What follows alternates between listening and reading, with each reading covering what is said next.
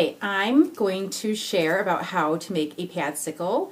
Padsicles are great for after birth, postpartum, after a vaginal delivery to help promote healing as well as to help reduce inflammation and swelling in your bottom area, and that's usually what a lot of moms post-birth want help with. So first we start with pads. I recommend ones with no wings, so you can just find in your store any type of brand that doesn't have the wings there, because that can attach to your skin with the frozen witch hazel. So just plain pad, and then what you're going to be using is witch hazel, found usually in the drugstore. You want to get witch hazel, which witch hazel is found in the first aid aisle of any pharmacy.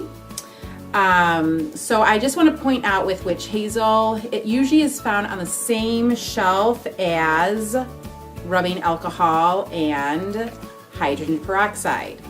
However, do note that witch hazel is in almost the identical bottle as rubbing alcohol, and you never want to confuse one for the other, not on a bottom, that's for sure. So maybe even get something completely different from what that bottle looks like.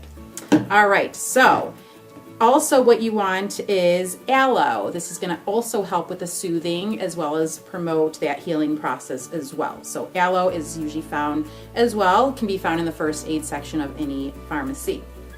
So to make a witch hazel pad, what we're using is the witch hazel, and just really pour it more into the center of the pad rather than soak it completely along the outside, because really what you want to get is the middle part, right?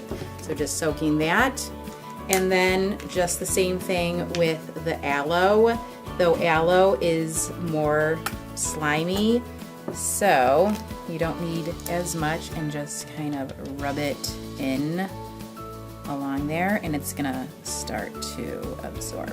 So the next step is also what you're going to want is Ziploc bags, freezer bags, label them Padsicles so that we know what we're freezing and somebody doesn't think, oh, what food is that? Can I defrost it? No. So you want to put each one of your Padsicles, I would say maybe 2 or 3 of them in that Ziploc bag side by side. Put them in your freezer flat, nothing on top, and once frozen, and once you come home post-birth, put them on your bottom, and then with that, either your mesh underwear or it depends. One more thing I want to point out that you can do with witch hazel is you can also make your own witch hazel pads. Otherwise, you can go out and purchase something like medicated wipes. So the primary ingredient in the medicated wipes is witch hazel.